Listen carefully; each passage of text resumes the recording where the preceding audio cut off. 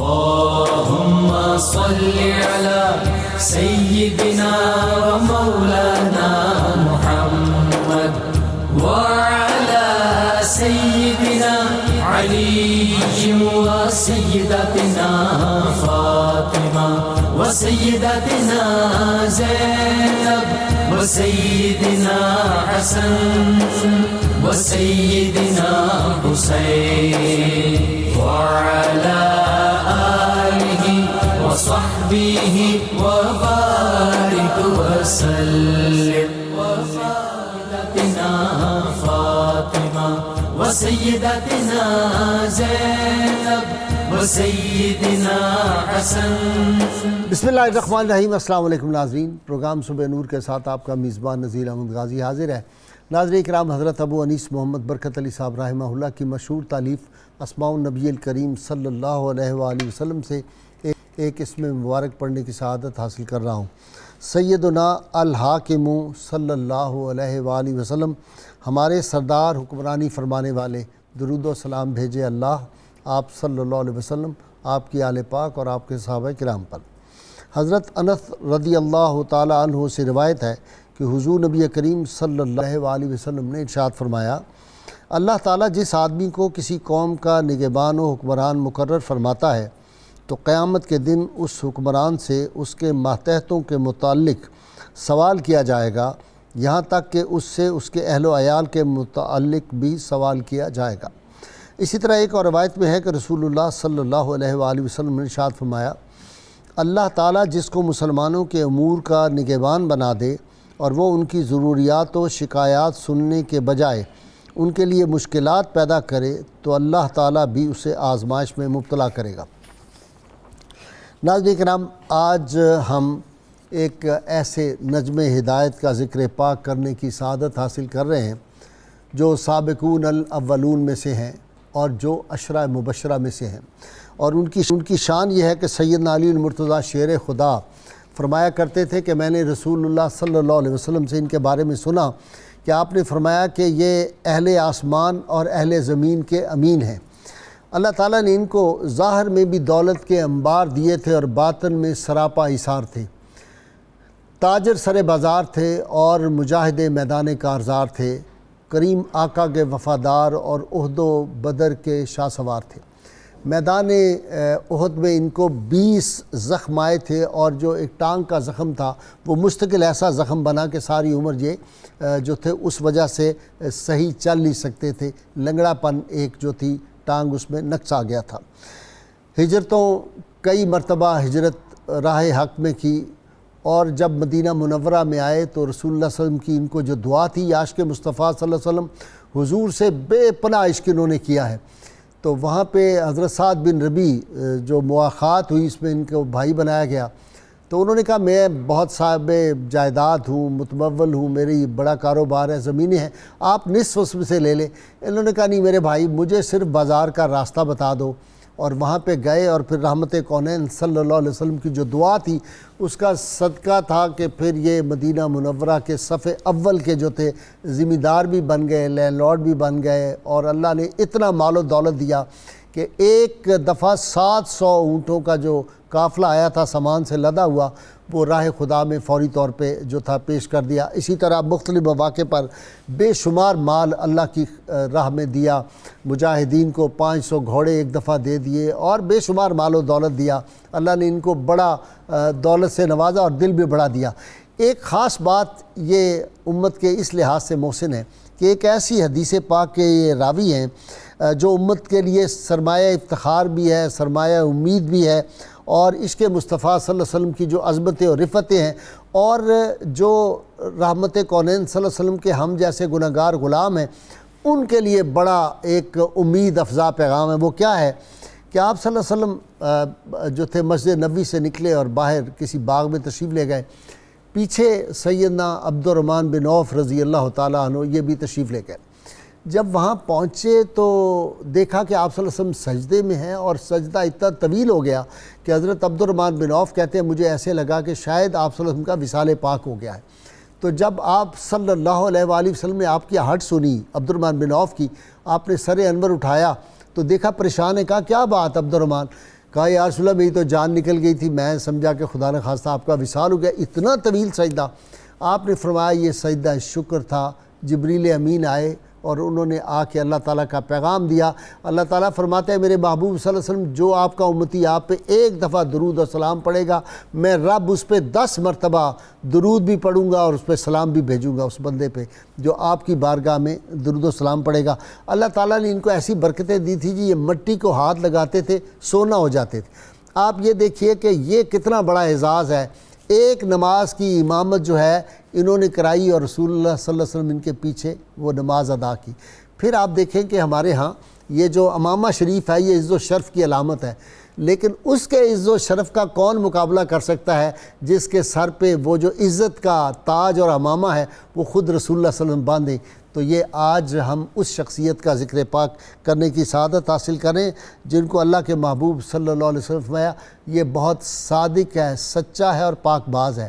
یہ رحمت کونین صلی اللہ علیہ وسلم سے جس کو سرٹیفکیٹ مل گیا ہو اور پھر وہ رضی اللہ عنہم و رضوا عنہ میں سے ہو، اس کا مقام، اس کی شان کون بیان کر سکتا ہے۔ آج سیدنا عبد الرحمن بن عوف رضی اللہ تعالیٰ عنہ عظیم عاشقول، ان کے تذکار پاک کرنے کے لیے میرے ساتھ اسٹوڈیو لاہور میں ہیں علامہ محمد احمد برکاتی، اور ان کے ساتھ ڈاکٹر نعیم الدین اظہری میرے مہمان بنتے رہتے ہیں۔ ڈاکٹر سعید احمد سعیدی ملتان پہنچے ہوئے ہیں۔ میں ابتدا کر رہا ہوں جناب علامہ محمد احمد برکاتی سے۔ جی برکاتی صاحب، سیدنا عبد الرحمن بن عوف۔ بسم اللہ الرحمن الرحیم۔ حضرت سیدنا عبد الرحمن بن عوف رضی اللہ تعالیٰ عنہ نبی کریم رؤوف الرحیم صلی اللہ تعالی وسلم کے وہ عظیم المرتبت صحابی ہیں جن کو حضور صلی اللہ تعالی علیہ وآلہ وسلم آپ کے اوپر ایمان لانے والوں میں السابقون الاولون کا شرف حاصل ہوا۔ ٹھیک۔ آپ محدثین کی تصریح کے مطابق 8ویں نمبر پر مسلمان ہوئے ہیں، ٹھیک، اور آپ کا تعلق حضور صلی اللہ تعالی علیہ وآلہ وسلم کے ننیالی قبیلہ بنو زہرہ سے تھا۔ ٹھیک۔ آپ کا سلسلہ جو ہے وہ اس حوالے سے بھی ہمارے لیے محترم معلوم ہوتا ہے کہ حضور صلی اللہ تعالی وسلم نے ان کو کثرت اولاد کی دعا عطا فرمائی، کثرت مال کی بھی اولاد عطا فرمائی، دعا عطا فرمائی۔ تو یہ کثرت اولاد کا نتیجہ تھا کہ روایات کے مطابق 18 یا 19 بیٹے، 20 میں نے پڑھا ہے۔ ہاں جی، تو یہ طبقات ابن سعد کے حوالے سے میں عرض کر رہا ہوں، مختلف جگہوں پہ ہے جی۔ تو یہ اللہ تعالیٰ نے بہرحال 18 سے 20 کے درمیان تو پکی بات، ان کو بیٹے عطا فرمائے، اور اس کے ساتھ ساتھ آپ کو اللہ تعالیٰ نے یہ بھی حضور صلی اللہ علیہ وسلم کی دعا کا اجر اور ثمر عطا کیا کہ آپ خود فرماتے ہیں کہ مجھے یقین ہے کہ اگر میں پتھر کے نیچے بھی ہاتھ ڈالوں تو وہاں سے بھی مجھے سونا اور چاندی مل سکتا ہے۔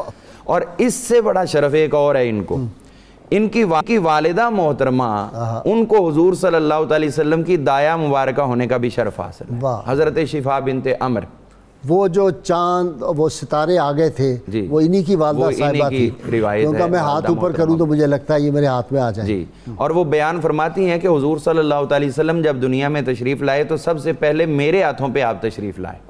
کائنات ارضی کی سب سے عظیم سعادت ان کی والدہ محترمہ کو حاصل، ساری کائناتوں کی دولتیں جمع کریں تو وہ یہ سب سے بڑی دولت، سب سے بڑی دولت۔ اب اس کے بعد یہ ہوا کہ آپ کو اللہ تعالیٰ نے عمر بھی اچھی عطا فرمائی، تقریباً 75 برس کے قریب آپ کو عمر مبارک ملی ہے۔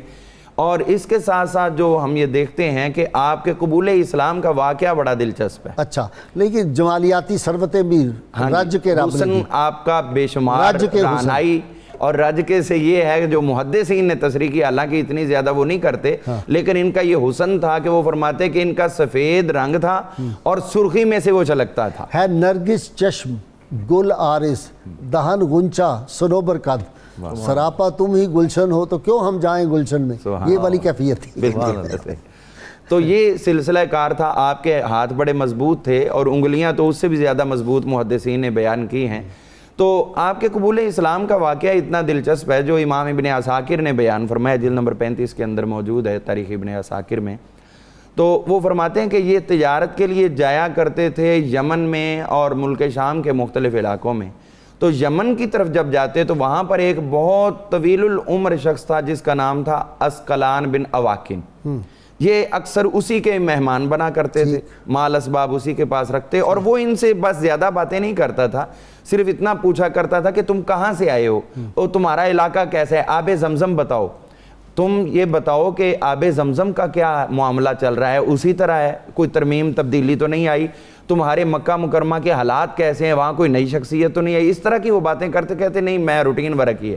ایک دفعہ کہتے ہیں جب میں گیا تو اس وقت بالکل وہ ضعیف العمر ہو چکا تھا اور یوں لگتا تھا جیسے دنیا سے جانے والا ہے. اس نے یہ بات مجھے بلوائی تو آنکھوں پہ پٹی بندھی تھی, تو بڑے آرام سے ٹیک لگا کے بیٹھا, کہتا اب مجھے تم بتاؤ کہ تمہارے حالات کیا ہیں. میں نے کہا اسی طرح. اس نے کہا نہیں اس طرح نہیں ہے, اب تبدیل ہو چکے ہیں. کیسے؟ کہنے لگا تبدیل یہ ہو چکے ہیں کہ تمہارے مکہ مکرمہ میں ایک شخصیت ایسی آ چکی ہے جو لوگوں کو حق کی طرف بلاتی ہے, خود حق کے اوپر وہ قائم ہے, باطل سے منع کرتے ہیں اور خود باطل سے دور رہتے ہیں, اور اللہ تعالیٰ نے ان کو کتاب بھی عطا فرمائی ہے اور اس کے ساتھ ساتھ ان کو شان نبوت بھی عطا فرمائی. اور میرا یہ مشورہ ہے کہ تم جس کام کے لیے آئے ہو جلد از جلد اس کو نپٹاؤ اور یہاں سے نکلو اور مکہ مکرمہ جا کر اس ہستی کے اوپر جا کر ایمان لانے کی سعادت حاصل کر لو. پھر انہوں نے کچھ اشعار پیش کیے جو 4 مصرے بیان کیے ہیں امام ابن عساکر نے. تو وہ اشعار کہنے لگا کہ تم وہاں جانا, یہ میری طرف سے تم پیش کر دینا. جب یہ واپس آئے جلدی جلدی اپنا وہ پورا کاروبار کر کے, تو تاجر جو تھے, تاجروں سے تعلقات تھے, تو حضرت ابوبکر صدیق سے جاتے ہی ملاقات ہوئی رپورٹنگ کے لیے. تو پھر انہوں نے بات کہی کہ کوئی ایسا سلسلہ, انہوں نے کہا میں اس سلسلے سے پہلے تجھے اسلام کی دعوت دیتا ہوں. انہوں نے کہا اسلام کیا ہے؟ کہنے لگا کہ حضرت ابوبکر صدیق فرمانے لگے کہ اس طرح نبی کریم رؤوف رحیم صلی اللہ علیہ وسلم نے اظہار نبوت کر دیا ہے اور میں ان پر ایمان لے آیا ہوں. اگر میں تم سے تجارت میں سینئر ایمان لے آؤں تو تمہارا بھی حق بنتا ہے ان پہ ایمان لانے کا. یہیں سے حضرت ابوبکر صدیق حضرت عبد الرحمن بن عوف کو لے کر حضرت سیدہ خدیجہ الکبریٰ کے گھر میں گئے. آپ وہاں ابھی دار ارقم میں بیٹھنا نہیں شروع ہوئی, یہ بہت اولین ہے جی. تو یہ 8واں نمبر ان کا بن رہا ہے نا جی. تو 7 لوگ پہلے مسلمان ہوئے آپ سے. تو جب یہ ادھر پہنچے حضور صلی اللہ علیہ وسلم نے ان کو دیکھا تو دیکھ کے آقا مسکرانا شروع ہو گئے. آپ نے فرمایا تمہارا چہرہ جو ہے نا وہ کامیاب ہونے والا چہرہ ہے. تم جہاں سے آئے ہو جو کچھ لے کے آئے ہو وہ لا کے میرے سامنے جلدی سے پیش کر دو. جو تجھے پیغام ملا وہ پیغام مجھے جلدی پیش کر. یہ حضور صلی اللہ علیہ وسلم خود خبر عطا فرما رہے. حضرت عبد الرحمن کہتے ہیں اسی بات پہ میں اور حیرت میں پڑ گیا کہ ابھی تو بات میں نے اپنے گھر میں بھی کسی سے نہیں کی اور یہ آقا نے مجھے سیدھا بتا دیا. حضور صلی اللہ علیہ وسلم نے دعوت اسلام دی. کہتے ہیں میں نے فوری طور پر کلمہ طیبہ پڑھا. آپ نے فرمایا پیچھے کے حالات بتاؤ کیا ہیں. تو میں نے وہ پورا واقعہ جو ہے حضور کی خدمت میں عرض کیا اسقلان بن واقن کا. تو حضور صلی اللہ علیہ وسلم نے فوری دعا کے لیے دست دراز فرمائے. عرض کرنے لگے یا اللہ بہت سے ایسے لوگ ہیں جنہوں نے مجھے دیکھا نہیں لیکن اس کے باوجود مجھ پر ایمان لاتے ہیں. ان کے لیے اس دنیا میں بھی اور آگے بھی ان کی مغفرت کی دعا کرتا ہوں. ان کو بھی میرے لیے آپ یا اللہ ان کو میری غلامی کا شرف عطا فرما. جی جناب حضور جانتے ہیں. سبحان اللہ سبحان اللہ. جناب سیدنا عبد الرحمن بن عوف رضی اللہ تعالیٰ عنہ, حضور صلی اللہ علیہ وسلم نے اپنے ان صحابہ میں ان کو رکھا کہ جن کو دعاؤں سے نوازتے رہے, اور اتنا دعاؤں سے نوازا کہ ان کے بارے میں جیسا کہ ابھی آپ نے بھی ذکر فرمایا کہ ان کے بارے میں جو سیرت نگار اور مورخین انہوں نے 3 لفظ لکھے. فرماتے ہیں احد العشرہ و احد الثمانیہ و احد الستہ, کہ وہ 10 میں سے ایک ہیں, 8 میں سے ایک ہیں اور 6 میں سے ایک ہیں. تو کہا 10 میں سے ایک کیسے ہیں کہ عشرہ مبشرہ میں ہو گئے جن کو اللہ رب العزت کہ پاک نبی صلی اللہ علیہ وسلم نے اس دنیا میں جنت کی خوشخبری عطا فرمائی, اور 8 میں یوں کہ 8ویں نمبر پہ مسلمان ہوئے, اور 6 میں یوں کہ یہ ان 6 شخصیات میں ہیں جن کے بارے میں حضرت سیدنا عمر فاروق رضی اللہ تعالیٰ عنہ نے اپنے بعد خلافت کے لیے ان کو کینڈیڈیٹ مقرر کیا تھا, نامزد کیا تھا. یہ اس درجے کے لوگ تھے. اور غازی صاحب دیکھیے کہ حضور صلی اللہ علیہ وآلہ وسلم نے صحابہ کرام کے لیے جنت کو صرف ایک نظریاتی اور فکری تخیل نہیں رہنے دیا, بلکہ اس کو ایک متجسد شکل میں سرکار دو عالم صلی اللہ علیہ وسلم نے دکھایا. حضرت سیدنا ابوبکر صدیق اور حضرت عمر فاروق رضی اللہ تعالیٰ عنہ کے بارے میں فرماتے ہیں میں تمہارا وہاں پہ محل دیکھ کے آیا ہوں, اور ان کے بارے میں فرماتے ہیں کہ سلسبیل کے چشموں سے تجھے جو ہے وہ پانی پلایا جائے گا اور جنت کی بہاریں جو ہیں ان کے مزے لیں گے. اور پھر ان کو یہ شرف بھی نصیب ہے کہ پہلے ان کا نام عبد عمر تھا, اور جب یہ اسلام میں داخل ہوئے تو سرکار دو عالم صلی اللہ علیہ وسلم نے خود ان کا نام رکھا عبد الرحمن بن عوف. تو یہ جو سرکار دو عالم صلی اللہ علیہ وسلم کی شان اور سیرت کا ایک کمال ہے کہ آپ نام تبدیل فرما دیا کرتے تھے, اور اس میں آج بھی ہمیں کبھی بھی اس میں کوئی وہ شرم محسوس نہیں کرنی چاہیے. جہاں بھی کوئی ایسا نام نظر آئے کہ جو خلاف اسلام ہے, میں عرض کرتا ہوں ہمارے علاقے میں ایک شخص تھا, اس کا نام میں نے کہا تمہارا نام کیا؟ کہنے لگا میرا نام راسب ہے.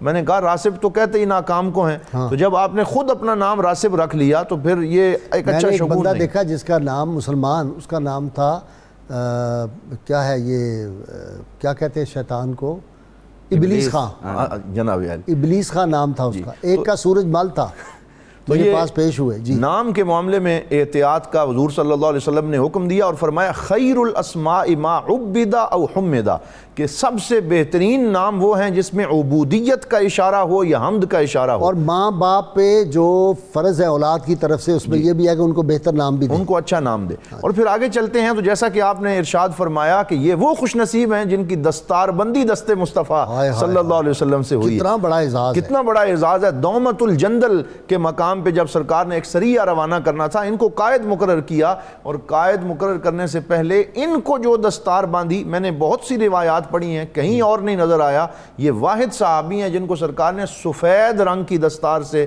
نوازا، اور وہ دستار خود باندھی ہے۔ خود باندھی۔ ویسے تو آپ نے دستار سیدنا علی مرتضیٰ شیر خدا کو دی اور صحابہ کو دی، لیکن باندھی جو ہے باندھی خود ہے، اور اس میں جو کپڑا ہے وہ درمیان میں بالکل صدل بالکل اس کو چھوڑا، پیچھے جو پھندنا اس کو کہتے ہیں، پیچھے لٹکاتے اس کو بالکل کمر کے دونوں حصوں کے درمیان میں رکھا، اور اس طرح سرکار دو عالم نے ان کی دستار بندی کی، اور فرمایا کہ جب آپ وہاں جائیں گے، اگر آپ فتح یاب ہو کے واپس آئے تو دومت الجندل کے سردار کی بیٹی سے آپ کا نکاح کیا جائے گا، اور جب نکاح ہوا تو انہی کو سرکار دو عالم صلی اللہ علیہ وسلم نے فرمایا آئے تو خوشبو لگی ہوئی ہے، بڑے خوش ہیں۔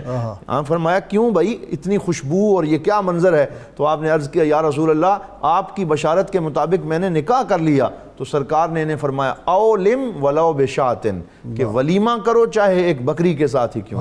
وہ پھر انہوں نے پوچھا کہ تم نے کتنا وہ جو ہے حق میں ادا کیا، تو انہوں نے کہا کھجور کی گٹھلی کے برابر سونا۔ تو پھر وہی آدمی جو ہے اس کے پاس سینکڑوں اینٹیں سونے کی کاٹنی پڑی کلاڑوں سے۔ جی سعیدی کی طرف جاتا ہوں جی، ڈاکٹر سعید احمد سعیدی، اقتدار کی ہوس دل میں کئی آئی نہیں۔ جب لوگوں نے کہا کہ آپ کو کیوں نہ خلیفۃ المسلمین بنائے، تو کہا میں تو چاہتا ہوں، میں سمجھتا ہوں یہ بہتر ہے کہ چھری پکڑو، ایک طرف سے گلا میرا کاٹنا شروع کرو، دوسری طرف کاٹ جاؤ، بجائے اس کے کہ مجھے تم خلیفہ بنا رہے ہو۔ جی جی سبحان اللہ، بسم اللہ الرحمن الرحیم۔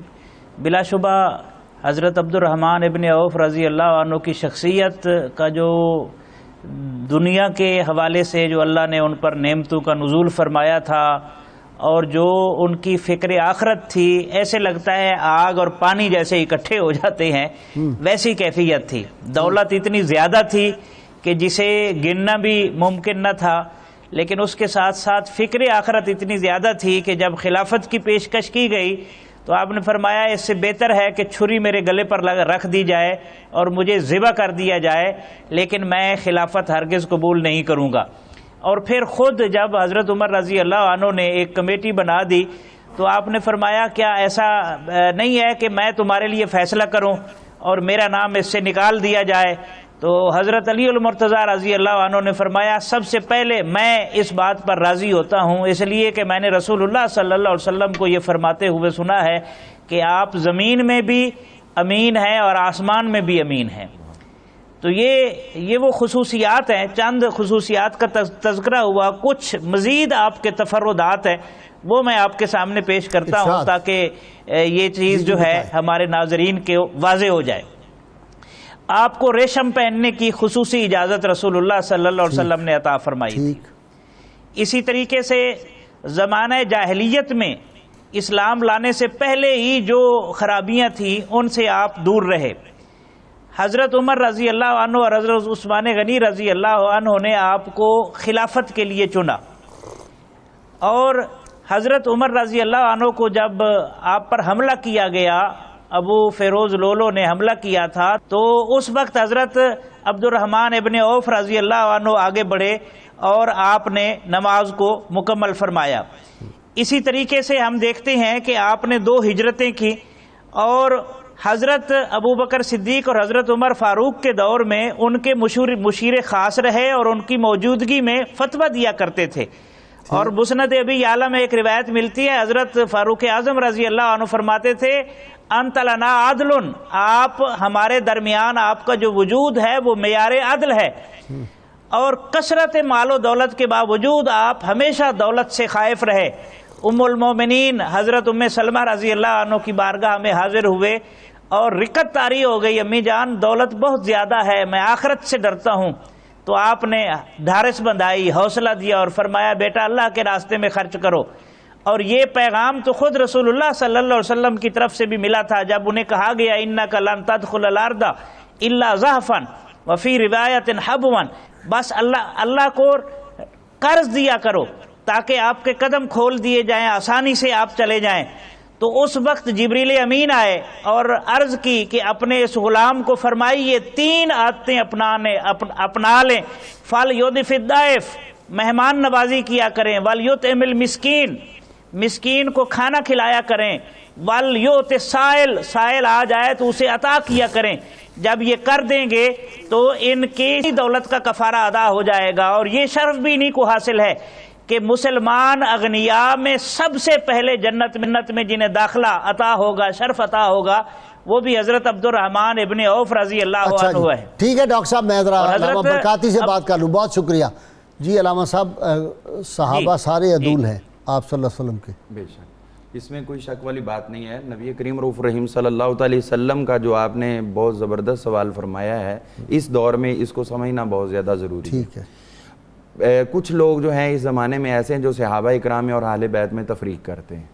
تو اس میں ایک سمپل سی بات ہے کہ ہمارا سوال یہ ہے کہ کیا حضور صلی اللہ تعالی علیہ وسلم آپ نے اسلام پوری دنیا کے لیے دیا تھا یا صرف اہل بیت کے لیے دیا تھا؟ ٹھیک، اگر تو اہل بیت کے لیے تھا تو ٹھیک ہے، تفریق کر دو، پھر تو کوئی مسئلہ نہیں ہے، صحابہ کو تو مفت میں مل گیا۔ لیکن اگر حضور صلی اللہ علیہ وسلم کو اللہ تعالیٰ نے فرمایا یا ایھا الناس قل یا ایھا الناس انی رسول اللہ الیکم جمیعا، میں تم سب کی طرف اللہ کا رسول بن کے آیا ہوں، تو کیا رسول بن کر اپنے جن کی طرف رسول بن کے آئے ان کو کچھ نہیں دیا؟ نہیں، وہ کسی شرف کے حقدار صحابہ اور نہیں۔ اہل بیت اطہار کی محبت اور الفت قرآن نے سرٹیفکیٹ دیا، رحماء بینہم، اور اس کے بعد جس طرح صحابہ کرام نے اہل بیت اطہار کا ادب کیا ہے وہ کوئی کر سکتا ہے امت میں؟ جی، اس میں آپ دیکھیے کہ حضرت عبد الرحمن بن عوف رضی اللہ تعالیٰ عنہ ہی آپ کو حضور صلی اللہ علیہ وسلم کے ننیالی ہونے کا شرف حاصل ہے۔ اور جب وہ اسکلان بن عواقی نے پوچھا تھا کہ آپ اپنا تفصیلی ابتار مجھے بتاؤ، تو اس میں آپ نے یہ بتایا تھا کہ عبد عمر بن عوف بن عبد مناف بن عبد الحارث بن زہرہ، یعنی بنی زہرہ تک آپ نے پورا شجر بیان کر دیا اپنا۔ تو وہ کہنے لگا تمہارے لیے اتنا ہی کافی تھا کہ تم کہہ دیتے کہ میں بنو زہرہ قبیلے سے تعلق رکھتا ہوں۔ تو یہ حضور صلی اللہ علیہ وسلم کے ساتھ ان کا جو ایک تعلق ہے، خاندانی تعلق بھی اور صحابیت کا بھی۔ اور سب سے بڑی بات ابھی دیکھیے، حضور صلی اللہ علیہ وسلم سے ایک اور بھی آپ کا تعلق ہے، ہم اہل بیت کا لفظ بول کر اس کو اتنا محدود کر دیتے ہیں، اور یہ بالکل غلط ہے اور ظلم ہے۔ حضرت عبد الرحمن بن عوف کا حضور صلی اللہ علیہ وسلم سے ایک اور بھی تعلق ہے، اور وہ یہ ہے کہ حضرت سیدہ زینب بنت جحش کی ہمشیرہ ام حبیبہ ان کا نام تھا، اور یہ حضور صلی اللہ علیہ وسلم کی پھوپھی کی بیٹی تھی، یہ حضرت عبد الرحمن بن عوف کی زوجہ تھی۔ اللہ، تو اس حوالے سے یہ حضور صلی اللہ علیہ وسلم ہم ظلم بنے، ہاں جی، ہم ظلم ہوئے حضور صلی اللہ علیہ وسلم کے۔ تو کیا ہم ایک اہل بیت کا تصور محدود کر کے دوسروں پہ ظلم نہیں کر رہے جن کا رشتہ ہے؟ ہم تو یہ دیکھتے ہیں کہ ایک قبیلے کا کوئی شخص اگر کسی برادری کا ایم این اے بن جائے تو دوسرا چاہے وہ لاہور سے بنے اور رہنے والا کراچی ہو تو وہ بھی کہتا ہے میری برادری کا ہے۔ تو یہ اتنا بڑا شرف ان لوگوں سے ہم کیوں چھیننا چاہتے ہیں جب اللہ تعالیٰ نے ان پہ بار بار مہریں لگا دی ہیں، اولئک ھم المؤمنون حقا واولئک ھم المفلحون، اولئک ھم المؤمنون، یہ بار بار کہا ہے۔ رضی اللہ عنہم ورضوا عنہ، قرآن پاک کی آیات 300 سے زائد ہیں جو براہ راست صحابہ اکرام کی عظمت پہ اللہ تعالیٰ نے بیان فرمائی۔ سبحان اللہ۔ تو حضرت عبد الرحمن بن عوف رضی اللہ عنہ ان کا ایک اور شرف بھی ہے، جب فتح مکہ کے بعد حضور صلی اللہ علیہ وسلم غار حرا پر تشریف لے کر گئے تو آپ کے ساتھ 10 صحابہ تھے، یہ معرفت الصحابہ میں امام ابو نعیم نے بیان کیا۔ آپ وہاں تشریف فرما ہوئے تو اس وقت حرا پہاڑ یہ وجد میں آ گیا، اچھا، حضور کی تشریف آوری پر، سبحان اللہ۔ اور اس وقت کیفیت یہ تھی کہ حضور صلی اللہ علیہ وسلم کے ساتھ یہ عشرہ مبشرہ 10 کے 10 صحابہ موجود تھے۔ اس وقت یہ وجد میں آیا اور حضور نے اس وقت فرمایا اس بت حرا تم ثابت قدم ہو جاؤ۔ وہاں آپ نے ایک ایک صحابی کا نام لے کر بتایا تمہارے اوپر یہ بھی ہے، یہ بھی ہے، یہ بھی ہے۔ تو اس کا مطلب ہے کہ وہ حرا پہاڑ بھی حضور کے یاروں کو جانتا ہے اور پہچانتا ہے۔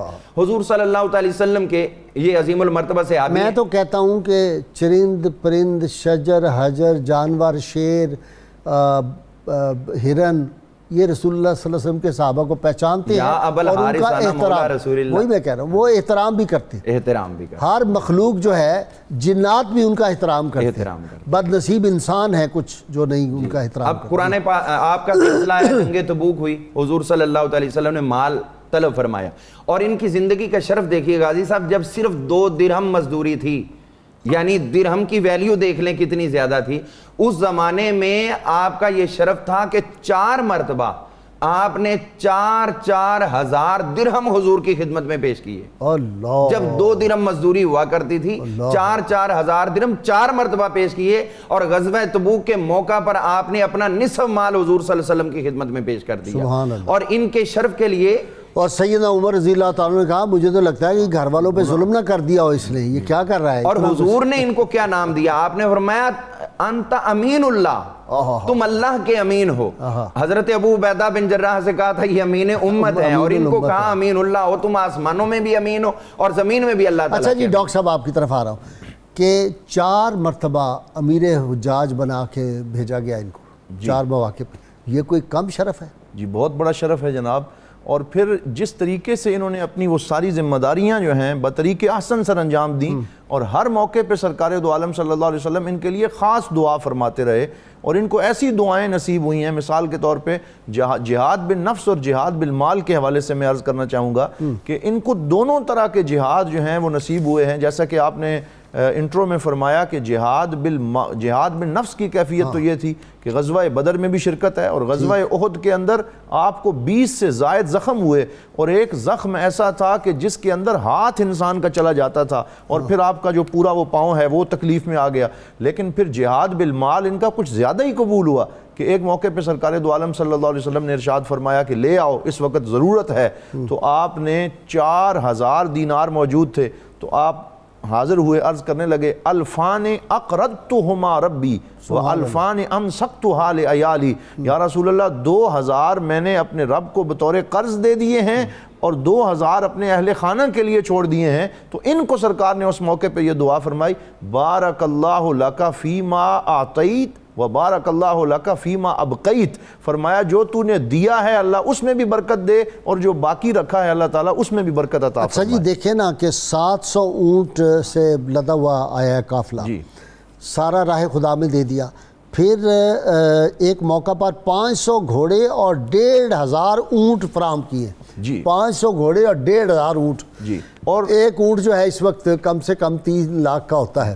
بہت زیادہ. ذرا اس کو گننا شروع کر دیں, تخیل سے ماورا ہے آج کے دور کے مطابق خربوں روپیہ. اور پھر جو چیریٹی انہوں نے کی ہے کہ سرکار دو عالم صلی اللہ علیہ وسلم کے ظاہری وصال مبارک کے بعد انہوں نے ایک ڈیوٹی اپنے ذمہ لے لی کہ حضور صلی اللہ علیہ وسلم کی امہات المومنین پہ خرچ کرنا, ان کا خیال رکھنا, ہر وقت ان کی ضروریات کے اوپر نظر رکھنا. حج پہ جا رہی ہیں تو خود سفر میں خدمت ساتھ جاتے ہیں, اور اس وقت کیفیت یہ ہے کہ جو سواریاں ہیں ان کے اوپر اس کو طیالسہ کہا جاتا تھا, جو سبز رنگ کے غلاف اور کپڑے ڈالے جاتے تھے. ہر طرح کا خرچ اپنے ذمہ لے لیا. اس وقت سیدہ عائشہ صدیقہ رضی اللہ تعالی عنہا ام المومنین, آپ نے فرمایا کہ ہمارے پاک نبی صلی اللہ علیہ وسلم یہ فرما کے گئے ہیں کہ اے میری ازواج, میرے بعد تمہارا وہی خیال رکھیں گے جو صابرون ہوں گے, اور حضرت عبد الرحمن بن عوف اس امت کے صابرون میں سے ہیں. میں جی کالر میرے ساتھ ہے. السلام علیکم.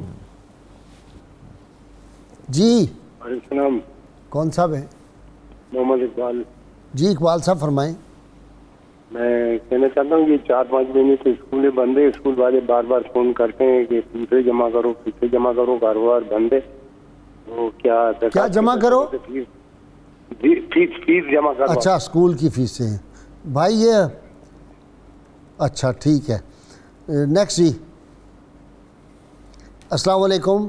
السلام علیکم. وعلیکم السلام. جی نعمان صاحب. جی ہم گھر میں اپنی چیزیں رکھتے ہیں سر, اور وہ گم ہو جاتی ہیں. ہمیں وہی چیزیں کچھ دن بعد وہ وہیں مل جاتی ہیں. پہلا سوال ہے آپ سے. ٹھیک ہے. اور دوسرا سوال ہے, میرا بھائی ہے اور اس کی شادی میں بہت مسئلے ہو جاتے ہیں, اور اس کی ہو نہیں پا رہی. ٹھیک ہے, میں سمجھ گیا, کرتے ہیں. نیکسٹ. ناظرین کرام بہت مختصر وقفہ درود پاک سنتے پڑھتے ہیں, ہمارے ساتھ رہیے گا. اللهم صل على سيدنا ومولانا محمد وعلى سيدنا علي وسيدتنا فاطمة وسيدتنا زينب وسيدنا حسن وسيدنا حسين وعلى آله وصحبه وبارك وسلم اللهم صل على سيدنا ومولانا محمد وعلى سيدنا علي وسيدتنا فاطمة وسيدتنا زينب وسيدنا حسن وسيدنا حسين وعلى آله وصحبه وبارك وسلم مولانا محمد وعلى سيدنا علي وسيدنا. ویلکم بیک ناظرین کرام. جی علامہ صاحب وہ سوال پوچھا اقبال صاحب نے، کہتے ہیں کہ اسکول بند ہیں، فیسیں، ہمارے کاروبار ہے کوئی نہیں، تو زکوٰۃ کے پیسوں میں سے بچوں کی فیسیں دے دیں. زکوٰۃ کی ادائیگی جو ہے وہ ایک الگ چیز ہے اور فیسیں دینا ایک الگ چیز ہے. پہلی بات تو یہ کہ فیسیں دینا یا اتنے مطلب ہائی لیول پہ خرچ کرنا یہ اسلام نے کوئی مشروط قرار نہیں دیا ہوا. اور دوسری بات یہ ہے کہ جو مصارف زکوٰۃ ہیں وہ اللہ تعالیٰ نے خود قرآن مجید میں بیان فرماتی ہیں، لہٰذا اگر یہ ان مصارف میں آتے ہیں آٹھوں میں تو پھر تو یہ انٹری ہو سکتی ہے. لیکن یہ ہے کہ جب زکوٰۃ خود دینی ہے تو اپنے بچوں پہ خرچ اس طرح نہیں کر سکتے، وہ ان کے زیر کفالت ہے.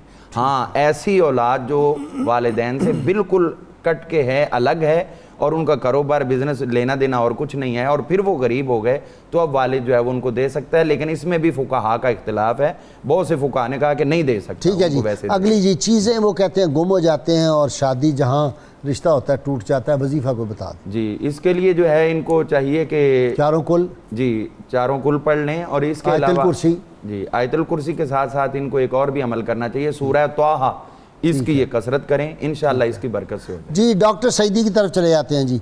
جی ڈاکٹر سعیدی صاحب امہات المومنین کا یہ خیال رکھتے تھے اور جب یہ بیمار ہوئے تو سیدہ عائشہ صدیقہ طیبہ طاہرہ رضی اللہ تعالیٰ عنہ ام المومنین گئیں ان کی تیمارداری کے لیے. انہوں نے کہا کہ تمہیں میں اجازت دیتی ہوں، تم حجرہ جو میرا ہے اس میں رسول اللہ صلی اللہ علیہ وسلم کے پہلو میں تمہیں قبر کی جگہ دیتے ہیں. تو انہوں نے کہا کہ نہیں، میں حضور صلی اللہ علیہ وسلم کی اور شیخین کی برابری کروں یہ نہیں ہو سکتا. مجھے عثمان بن مظعون رضی اللہ تعالیٰ عنہ جو ہے ان سے میرا عہد ہوا تھا کہ ہم میں سے جو بعد میں فوت ہو وہ پہلے کے پہلو میں جو ہے قبر بنوائے، لہٰذا مجھے وہاں دفن کیا جائے. یہ دیکھیں ادب بارگاہ مصطفیٰ صلی اللہ علیہ وسلم کا، ورنہ کسی کو بھی یہ آفر ہو تو کوئی ٹھکرائے گا. جی جی بلا شبہ ایسے ہے. برکاتی صاحب نے ایک بات کی تھی اس سے پہلے، میں اس کو تھوڑا سا بڑھا کے آپ کی مرویات کی طرف آتا ہوں جو آپ سے روایات لی گئی ہیں. حضرت قرآن پاک میں اللہ تعالیٰ نے واضح طور پر ارشاد فرمایا یا ایھا النبی قل لازواجک و بناتک و نساء المؤمنین. اب ایسی سچویشن میں ہمیں ڈالا جا رہا ہے فساد کی آگ میں کہ صحابہ اور اہل بیت کو علیحدہ علیحدہ جتھے بندیاں کی جا رہی ہیں، متحارب گروہ بنا کے پیش کیا جا رہا ہے. جی بالکل ایسے. اور آپ نے جو فرمایا ہے ہمیں جو قرآن نے تعلیم دی ہے وہ یہی ہے کہ جو رسول اللہ صلی اللہ علیہ وسلم کی صحبت میں آ گئے، جنہیں ایمان کا شرف ملا، وہ کافروں پر سخت ہیں، آپس میں چیر و چکر ہیں. اور دلچسپ بات یہ ہے اب نوبت یہاں تک پہنچی ہے کہ قرآن میں واضح طور پر ہے کہ اے نبی فرما دیجیے اپنی ازواج سے، اپنی بیٹی اور مومنوں کی خواتین سے، عورتوں سے. لیکن بد نصیبی سے اب ایسے بھی لوگ آ گئے ہیں جو کہتے ہیں جی حضور علیہ الصلوۃ والسلام کی صرف ایک بیٹی تھی. قرآن کی آیت کا انکار ہے. بنات تو بنت کی جمع ہے بنات، تو یقیناً اس طرف توجہ دینی چاہیے. میں کچھ آپ کی مرویات بیان کرنا چاہتا ہوں. سب سے پہلی بات یہ ہے کہ عشرہ مبشرہ والی روایت آپ سے مروی ہے، یہ بھی بڑی سعادت کی بات ہے. دوسری روایت رسول اللہ صلی اللہ علیہ وسلم نے جو فرمایا ملا یرحم لا یرحم، جو رحم نہیں کرتا اس پر رحم نہیں کیا جاتا، یہ روایت بھی آپ سے مروی ہے ماشاءاللہ. اسی طرح حلف الفضول والی جو روایت ہے جس میں رسول اللہ صلی اللہ علیہ وسلم نے فرمایا مجھے سرخ اونٹ بھی دیے جائیں تو میں ان کو قبول نہیں کروں گا، وہ بھی انہی سے مروی ہے. اسی طرح رسول اللہ صلی اللہ علیہ وسلم نے جو فرمایا تھا اللہ نے رمضان کے روزے فرض کیے ہیں، میں نے اس کے قیام کو سنت قرار دے دیا ہے، بس جو شخص روزے رکھے اور قیام کرے ثواب کی نیت سے، وہ اپنے گناہوں سے ایسے نکل جائے گا جس طرح وہ پہلے دن اس کی ولادت ہوئی ہو۔ ٹھیک، اسی طرح ایک مسئلہ جس میں عام طور پر آدمی پھنس جاتا ہے، میں نے ایک رکعت پڑھی ہے یا 2 رکعتیں پڑھی ہیں، وہ حدیث بھی ان سے مروی ہے۔ آپ فرماتے ہیں کہ اگر کسی کو پہلی اور دوسری رکعت میں شک ہو تو اسے 1 رکعت شمار کرنی چاہیے، اور اگر دوسری اور تیسری رکعت میں شک ہو تو 2 شمار کرنی چاہیے، ٹھیک، اور بہت تیسری اچھا۔ اور چوتھی رکعت میں شک ہو تو 3 شمار کرنی چاہیے۔ یہ روایت بھی انہی سے ہے۔ اور یہ روایت جب خاتون 5 نمازیں ادا کرے، رمضان کے روزے رکھے، اپنے شوہر کی اطاعت کرے اور اپنی عصمت کی حفاظت کرے، تو قیامت کے دن اسے کہا جائے گا کہ جنت کے جس دروازے سے چاہے تو داخل ہو جاؤ۔ بہت شکریہ اور ڈاکٹر صاحب۔ خصوصی طور پر وہ روایت جو وبا سے متعلق ہے۔ علامہ برکاتی سے بات جی، علامہ صاحب جی، ان کا ایک اور بھی ہمارے لیے احسان ہے کہ آپ نے پوری قیامت تک کی امت کے لیے حضور صلی اللہ علیہ وسلم سے ایک سوال کیا تھا اور حضور نے اس کا جواب عطا فرما دیا تھا۔ آپ موجود نہیں تھے تو آپ کی والدہ محترمہ کا انتقال ہوا، حضرت شفا اچھا، وہ بھی ان کا واقعہ ہے؟ وہ حضرت سعد کا ایک الگ ہے اور ان کا الگ ہے۔ ٹھیک، تو انہوں نے حضور صلی اللہ علیہ وسلم سے عرض کیا، حضور میری والدہ نے کوئی وصیت نہیں کی اور نہ میں اس وقت موجود تھا کہ کوئی بات کرتی وہ، اگر میں موجود ہوتا تو پھر ان سے ضرور میں پوچھتا کہ آپ کے پیچھے نیکی میں کیا کیا کرتا رہوں۔ تو اب میں آیا ہوں، تو آپ اگر اجازت دیں تو میں ان کی طرف سے کوئی غلام آزاد کر سکتا ہوں؟ تو آپ نے، اور میں ہاں کر سکتے، تو آپ نے اپنی والدہ کے ایصال ثواب کے لیے 10 غلام آزاد کیے۔ اللہ، غازی صاحب، اس میں لمحہ فکریہ یہ ہے کہ والدہ کون ہے؟ جو حضور کی دایا ہونے کا شرف رکھتی ہے اور صحابیہ ہونے کا شرف رکھتی ہے، اور اس کے باوجود ان کے وصال کے بعد ایصال ثواب کیا جا رہا ہے۔ تو جو گناہ گار ہیں تو ان کے بعد تو بہت زیادہ حق بنتا ہے کہ ان کی طرف سے کیا جائے۔ تو یہ آپ صلی اللہ علیہ وسلم نے جو ہمیں عطا فرمایا، یہ حضرت عبد الرحمن بن عوف کی برکت سے عطا فرمایا۔ کہتے ہیں ایصال ثواب انہیں پہنچتا ہے جو یقین رکھتے ہوں، جی، جو یقین نہ رکھتے ان کو نہیں پہنچتا۔ ظاہر ہے جی، جو فوت ہونے والا ہے وہ اگر مرحوم لفظ جو ہے وہ مانوی اعتبار سے کہ رحم کے قابل ہوگا تو پھر رحم ہوگا نا۔ ابھی سیدی صاحب نے پڑھا کہ من لا یرحم لا یرحم، جو رحم نہیں کرتا نہیں کیا جائے گا اس پہ، تو اب جو خود کو قابل رحم نہ بنائے تو پھر کیسے ہوگا؟ ہم دیکھتے ہیں حضور صلی اللہ علیہ وسلم کے اس فرمان علی شان کے بعد جب آپ نے تبوک کے موقع پر نصف مال پیش کیا، کچھ لوگوں نے کہا کہ یہ تو ریاکاری کر رہے ہیں، اتنا مال دے کے لوگوں کو دکھانا چاہتے ہیں۔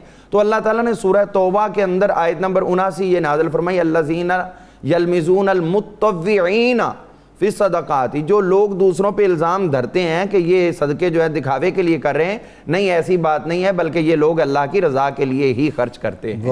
یہ حضرت عبد الرحمن بن عوف رضی اللہ عنہ کے اوپر اور دیگر صحابہ کے اوپر جو اعتراض ہوا، اللہ تعالیٰ نے اس کا خود جواب عطا فرمایا۔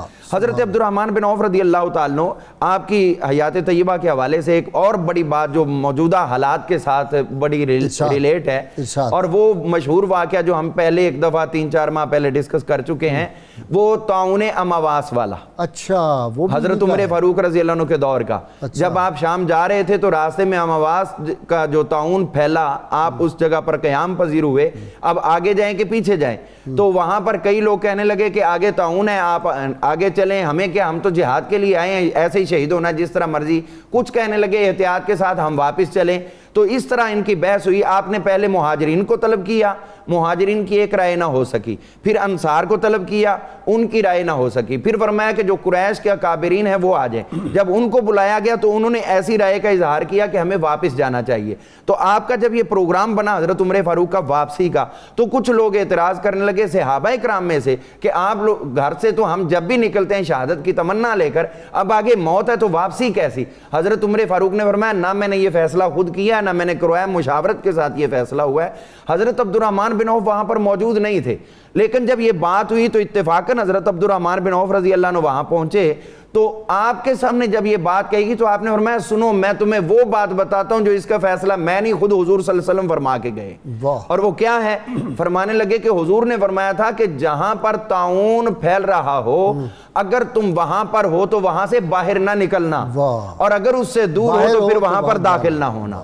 تو یہ بات جب انہوں نے کہی تو حضرت عمر فاروق اس پہ نہیں عمل کیا تو یہ مصیبت ہمیں گلے پڑی۔ جی بالکل۔ بالکل اسی طرح، ورنہ جو لوگ تھے جن کو یہ معاملہ تھا ان کو وہیں روک دیا جاتا، بالکل، نہ اندر آنے دیا تھا ملک کے، اور وہ یہاں سے 14 دن ان کو وہاں لگوا کے کوارنٹائن کر کے تو اندر لے آتے، مسئلہ ہی کوئی نہیں تھا۔ تو یہ آج کا مسئلہ بھی جو ہے وہ حضرت عمر فاروق، حضرت عبد الرحمن بن عوف کی اگر ہم فہم و فراست استعمال کرتے تو ملک محفوظ رہ سکتا تھا۔ حضرت عبد الرحمن بن عوف رضی اللہ تعالیٰ عنہ، آپ کو یہ بھی شرف حاصل ہے کہ آپ کی اولاد اور آپ کے پوتے ان کو بھی حضور کے صحابی ہونے کا شرف حاصل رہا ہے، یعنی آپ کی بھی 3 نسلیں جو ہیں وہ درجہ صحابیت سے جو ہے بہرور ہوئی ہیں۔ حضرت عبد الرحمن بن عوف رضی اللہ تعالیٰ عنہ ان 10 مبشرہ صحابہ میں سے ہیں۔ بہت سے لوگ جو ہیں وہ ایک موقع پر آپ نے کچھ دستے سوال دراز کیا تھا تو حضور نے ان کو دعا عطا فرمائی تھی، پھر اس دعا کی برکت تھی کہ ساری زندگی پھر ہاتھ دینے والا رہا، لینے والا نیچے نہیں رہا۔ حضور نے فرمایا تھا کہ اوپر والا ہاتھ نیچے والے ہاتھ سے بہتر ہے، اور ساری زندگی اسی پہ عمل کرتے رہیں۔ اور پھر یہ ان کا کمال ہے کہ اپنے وصال کے وقت 50,000 دینار فی سبیل اللہ خرچ کرنے کی وصیت فرمائی۔ جی بدری صحابہ جو اس وقت حیات تھے سب کو 400 دینار ہاں جی فی صحابی اور پھر ایک اور بڑی لڑی ہے، اس میں بھی ان کا نام آتا ہے۔ حضور صلی اللہ علیہ وسلم کی ظاہری حیات طیبہ میں پہلا حج ہوا، آپ نے خود نہیں کیا، امیر حج حضرت ابوبکر صدیق کو بنایا۔ حضرت ابوبکر صدیق جب خلیفہ بنے پہلا حج انہوں نے نہیں کیا، حضرت عمر فاروق کو امیر حج بنایا۔ حضرت عمر فاروق رضی اللہ عنہ جب خلیفہ بنے پہلا حج خود نہیں کیا بلکہ حضرت عبد الرحمن بن عوف رضی اللہ عنہ کو امیر حج بنا کر بھیجا۔ اور اسی طرح پھر جب حضرت عثمان غنی رضی اللہ عنہ کو دور آیا انہوں نے بھی پہلا حج نہیں کیا خود بلکہ حضرت عبد الرحمن بن عوف رضی اللہ عنہ کو امیر حج بنا کر بھیجا ہے۔ تو یہ وہ سعادت ہے جو ایک سلسلہ نور کی آپ کو 2 مرتبہ حاصل ہوئی ہے۔ حضرت عبد الرحمن بن عوف رضی اللہ تعالیٰ عنہ آپ کی حیات طیبہ میں یہ چیز ہمیں بہت زیادہ خوبصورتی سے ملتی ہے کہ حضور صلی اللہ علیہ وسلم نے جو مواخات فرمائی تھی اس میں بہت سی چیزوں کا خیال کر کے، یہ نہیں کہ اتفاقاً چلو تو اس کا بھائی تو اس کا بھائی، اس کے اندر انتہائی گہرائی تھی۔ آپ صاحب مال تھے تو صاحب مال حضرت سعد بن ربیع تھے، ان کا بھائی بنایا، اور جب مواخات مہاجرین کے اندر کروائی تو حضور صلی اللہ علیہ وسلم، حضرت عبد الرحمن بن عوف خود صاحب مال تھے، حضرت عثمان غنی کے ساتھ ان کی مواخات فرمائی، یعنی صاحب مال کی صاحب مال کے ساتھ۔ یہ کیسے ذرا مجھے سمجھائیں، یعنی ان کی تو سعد بن ربیع سے ہوئی تھی نا؟ یہ ہوئی تھی انصار اور مہاجرین کی، اچھا، اور ایک آپ نے مواخات کروائی تھی مہاجرین کی، مہاجرین درمیان آپس میں ان کی آپس میں کروائی تھی۔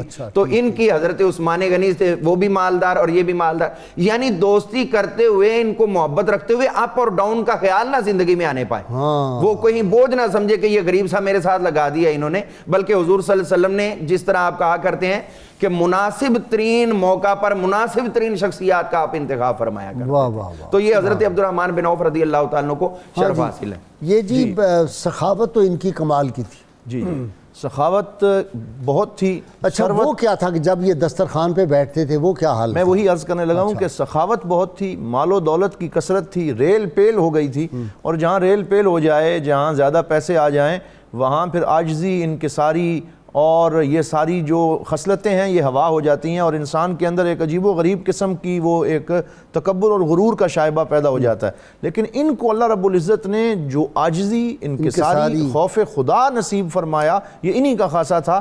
ان کے بارے میں یہ روایات موجود ہیں کہ بہت سے غلام تھے ان کے جو اللہ تعالیٰ نے ان کو عطا فرمائے تھے، لیکن یہ ان کے ساتھ جب بیٹھے ہوتے تو پتہ نہیں چلتا تھا کہ آقا کون ہے اور غلام کون ہے۔ نہیں دیکھیں نا، دسترخوان پہ بیٹھے ہوئے ہیں جی، اور کئی قسم کے کھانے چن دیے گئے، صحابہ بیٹھے جی، حضرت مصعب بن عمیر کو ہاتھ پیچھے روک کے رونا شروع کر دیا۔ کیا کہا؟ حضرت مصعب بن عمیر کو یاد کیا اور سیدنا حمزہ رضی اللہ تعالیٰ عنہ کو یاد کیا، اور رو رو کے کہنے لگے کہ مجھے وہ دن یاد ہے، اور کہنے لگے وَهُوَ خَيْرٌ مِّنِّي، یہ کسر نفسی سے کام لیں، مجھ سے بہت بہتر تھے، وہ مجھ سے بڑے افضل تھے۔ لیکن جب ان کا آخری وقت آیا تو میں نے دیکھا کہ ایک چادر تھی، جب ان کو ڈانپتے تھے سر کی طرف کرتے پاؤں ننگے ہو جاتے، پاؤں ڈانپتے تو سر ننگا ہو جاتا، اور یہی حال حضرت سیدنا حمزہ رضی اللہ تعالیٰ عنہ سید الشہداء کا ذکر کیا، پھر کھانے سے دستکش ہو گئے اور روتے رہے۔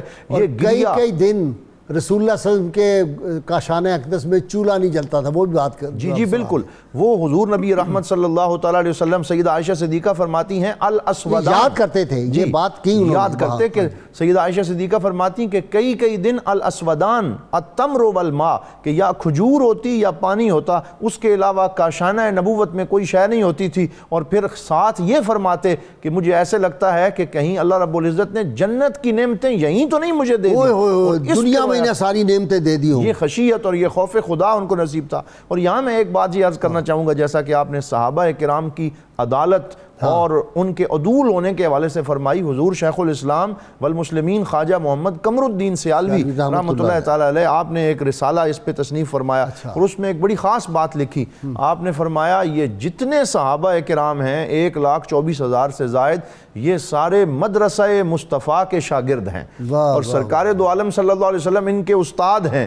اور اگر شاگرد میں خامیاں تلاش کی جائیں اور یہ کہا جائے کہ پوری سٹرگل اور کوشش اور محنت کے بعد استاد نے جو شاگرد تیار کیے ہیں، جو ہی استاد کی آنکھیں بند ہوئیں وہ سارے کے سارے شاگرد نعوذ باللہ جو ہے وہ منہ پھیر گئے، تو یہ بات دراصل شاگردوں میں قدغن نہیں ہے، یہ استاد میں عیب تلاش کیا جا رہا ہے. تو جو لوگ صحابہ کرام کی عدالت کے اندر شک کرتے ہیں وہ در حقیقت حضور صلی اللہ علیہ وسلم کے وفادار نہیں ہو سکتے. اس لیے صحابہ کے احترام کو ملحوظ خاطر رکھنا، یہ قرآن پاک نے ہمیں درس دیا ہے کہ مہاجرین اور انصار جتنے بھی صحابہ ہیں، دیکھیں جی وہ حدیث پاک میں نے کل بھی بیان کی کہ آپ صلی اللہ علیہ وسلم فرمایا میری امت میں کہ بہترین لوگ وہ ہوں گے جو میرے صحابہ کی عزت کریں گے اور بدترین لوگ وہ ہوں گے جو میرے صحابہ کے خلاف بات کریں. اور غازی صاحب یہ جو حدیث پاک سرکار نے فرمائی یہ بھی حضرت عبد الرحمن بن عوف کا خاصہ ہے کہ حضرت خالد بن ولید اور حضرت عبد الرحمن بن عوف کے درمیان ایک بات پہ تکرار ہوتی ہے تو کیونکہ یہ بعد میں بہت مسلمان ہوئے، حضرت عبد الرحمن بن عوف پہلے ہوئے،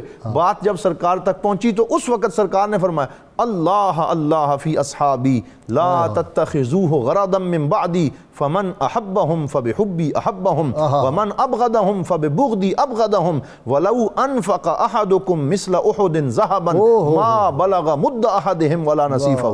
کس قدر حضرت عبد الرحمن بن عوف کے لیے سرکار جلال میں آئے اور حضور نے سارے صحابہ جن میں حضرت خالد بن ولید خود بھی شامل ہیں سب کی شان بیان فرمائی. فرمایا میرے بعد میرے صحابہ کا خیال رکھنا، ان کے آداب اور ان کے احترام میں کوئی کمی نہ آنے دینا.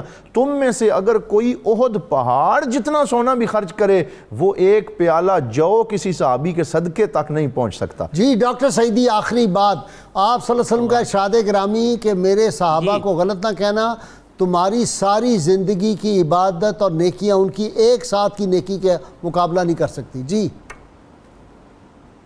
بلا شبہ ایسے ہے، ایک جملہ جو میں پہلے بھی عرض کرتا ہوں، تاریخ کو قرآن و سنت پر پیش کرے امت بنے گی. اگر قرآن و سنت کو تاریخ پر پیش کر کے تاویلیں نکالیں گے تو فرقے بنیں گے.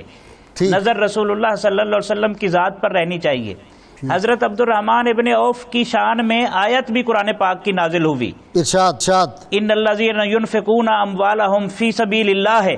بلا شبہ الذین ینفقون اموالہم فی سبیل اللہ ہے. یہ جو آیت ہے یہ حضرت عثمان غنی اور ان کے بارے میں نازل ہوئی. ایک مرتبہ حضرت عبد الرحمن ابن عوف، حضرت عمر فرماتے ہیں کہ میں سیدہ فاطمہ سلام اللہ علیہا کے گھر میں تھا، حضور صلی اللہ علیہ وسلم تشریف فرما تھے، حسنین کریمین جو ہے وہ بھوک کی وجہ سے نڈھال تھے. اتنی دیر میں حضور صلی اللہ علیہ وسلم نے فرمایا کون ہے جو ہمارے پاس کوئی چیز لے آئے؟ تو حضرت عبد الرحمن ابن عوف کھانا لے کر حاضر ہوئے.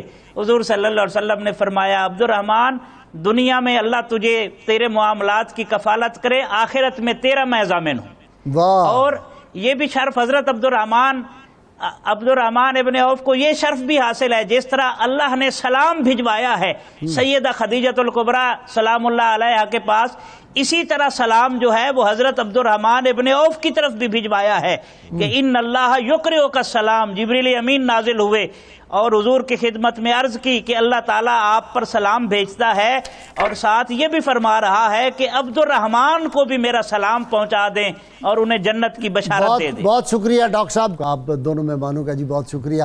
ناظرین کرام، کتاب الشفا سے جن نسخے کا وقت ہو گیا ہے، یہ بانجھ پن کا روحانی علاج ہے.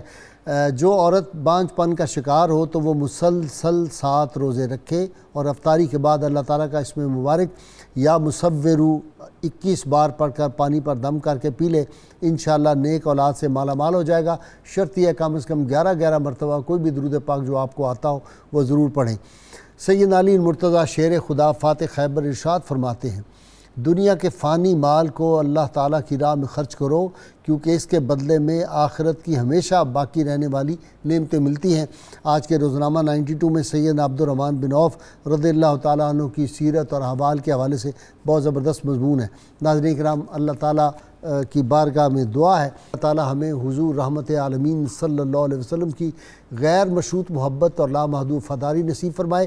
یہی جوہر ایمان ہے اور امت اسی پہ جو ہے متحد ہوگی تو بچے گی، اور امت کی بقا اور پاکستان کی بقا بھی اسی میں ہے. اور یہ جو قوم میں امت میں تفرقے پھیل رہے ہیں یہ بھی اسی طرح ختم ہوں گے کہ ہماری غیر مشروط محبت لامحدود وفاداری کسی پیر، عالم، فاضل، لیڈر کسی سے نہیں، صرف اللہ کے محبوب صلی اللہ علیہ وسلم سے ہے. اللہ تعالیٰ پاکستان کو سدا سلامت رکھے اور پاکستان کے رہنے والوں کی حفاظت. حضور صلی اللہ علیہ وسلم کے جو امتی کشمیر کے مظلوم مسلمانوں پہ جو ظلم کر رہے ہیں اللہ ان کی نسلوں کو برباد کرے، ان کو برباد کرے ظالموں کو. اللہ تعالیٰ فلسطین کے، برما کے، ہندوستان کے مسلمانوں کو آزادی عطا فرمائے، اور جو مسلمانوں پہ ظلم جہاں دنیا میں کر رہے ہیں اللہ کریم ان کو غارت کرے. اللہ تعالیٰ امت مسلمہ کو پھر وہی تمکنت، وہی پھر شان دوبارہ عطا کرے، پھر پتھروں کو لال دے، پھر گدڑیوں کو لال دے، جہاں پتھروں میں ڈال دے. دعویٰ ہے تیری چاکا یا رسول اللہ صلی اللہ علیہ وسلم. نعرے کے لیے تیار ہو جائیے. پاکستان کا مطلب کیا؟ لا الہ الا اللہ محمد رسول اللہ صلی اللہ علیہ وسلم. اللهم صل على سيدنا ومولانا محمد وعلى سيدنا علي وسيدتنا فاطمة وسيدتنا زينب وسيدنا حسن وسيدنا حسين وعلى آله وصحبه وبارك وسلم.